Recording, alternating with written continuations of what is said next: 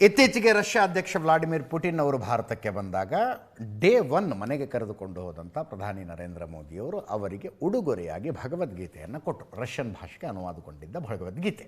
ಅದಾದ ನಂತರ ಕುಮಾರಸ್ವಾಮಿ ಅವರು, ಕೇಂದ್ರ ಸಚಿವ ಕುಮಾರಸ್ವಾಮಿ ಅವರು HRD ಮಿನಿಸ್ಟರ್ ಧರ್ಮೇಂದ್ರ ಪ್ರಧಾನರಿಗೆ ಒಂದು ಪತ್ರ ಬರೆದರು. ಭಗವದ್ಗೀತೆಯ ಬೋಧನೆಗಳನ್ನು ತಿಳಿದುಕೊಳ್ಳುವ ಅವಶ್ಯಕತೆ ಇವತ್ತಿನ ಯುವಕರಿಗೆ, ಮಕ್ಕಳಿಗೆ ಇದೆ. ದಯವಿಟ್ಟು ಇದನ್ನು ಪಠ್ಯಪುಸ್ತಕದಲ್ಲಿ ಸೇರಿಸಿ ಅಂತ. ನ್ಯಾಷನಲ್ ಲೆವೆಲ್ನಲ್ಲಿ ಏನು ಅಂಥ ದೊಡ್ಡ ಚರ್ಚೆ ಆದಂಗೆ ಇಲ್ಲ ಈ ಪತ್ರ, ಬಟ್ ರಾಜ್ಯದಲ್ಲಿ ದೊಡ್ಡ ಚರ್ಚೆ.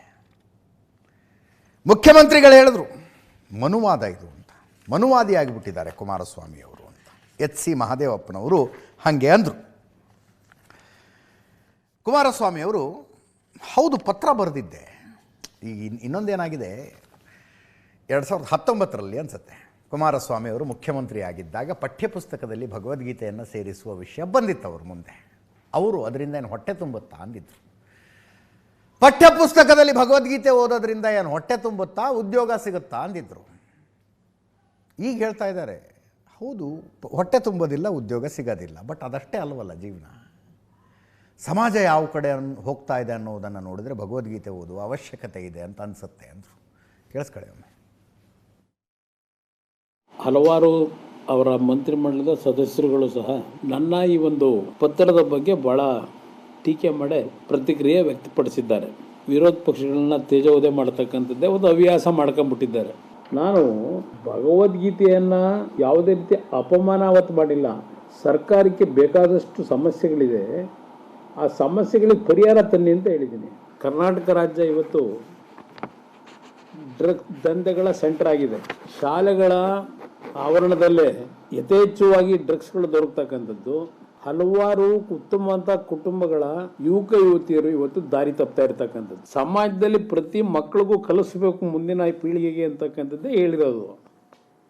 ನಾನು ಯಾವುದೋ ವರ್ಗಕ್ಕೆ ಕಲಿಸಿ ಅಂತ ಹೇಳಿಲ್ಲ. ಮಹಾತ್ಮ ಗಾಂಧೀಜಿಯವರ ಭಗವದ್ಗೀತೆ ಬಗ್ಗೆ ಇದ್ದಂಥ ಗೌರವ, ಅವ್ರಿಗಿದ್ದಂಥ ಅದ್ರ ಬಗ್ಗೆ ನಂಬಿಕೆ, ಅದನ್ನ ಸ್ವಲ್ಪ ಅವರು ವಿಮರ್ಶೆ ಮಾಡ್ಕೊಳ್ಳೋದು ಒಳ್ಳೆಯದು ನನ್ನ ಅಭಿಪ್ರಾಯದಲ್ಲಿ.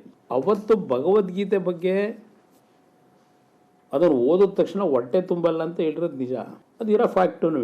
ಆದರೆ ನಮ್ಮ ಸಂಸ್ಕೃತಿ ಪ್ರತಿಯೊಬ್ಬ ಮನುಷ್ಯನಲ್ಲಿ ಇರಬೇಕಾದಂಥ ಶಾಂತಿ, ಸಂಯತೆ, ಒಂದು ಬಾಂಧವ್ಯ, ಒಂದು ಶಿಸ್ತುಬದ್ಧವಾದಂಥ ಬದುಕು, ಇದಕ್ಕೆ ಪ್ರೇರೇಪಣೆ ಕೊಡ್ತಕ್ಕಂಥದ್ದು ಇದು.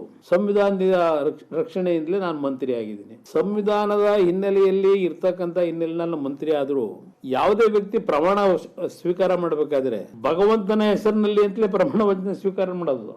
ಅವರ ಹೆಸರು ಯಾರ ಹೆಸರಿನಲ್ಲಿ ಮಾಡಿದ್ರೆ ಗೊತ್ತಿಲ್ಲ. ಮಹದೇವಪ್ಪನವರು ಈ ದೇಶದಲ್ಲಿ ನಡೆದ ಅತಿ ದೊಡ್ಡ ದುರಂತ ಏನು ಅನ್ನೋದನ್ನು ಹೇಳಿದ್ದೆ ನಾನು. ಎಲ್ಲವನ್ನು ಧಾರ್ಮಿಕ ಗ್ರಂಥ ಅಂತ ಮಾಡಿಟ್ಬಿಟ್ವಿ ನಾವು.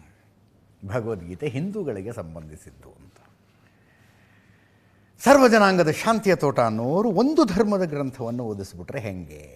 ಒಂದು ಧರ್ಮದ ಗ್ರಂಥವನ್ನು ಅಂತ ಬೇಕು ಅಂದವರು ಓದಲಿ.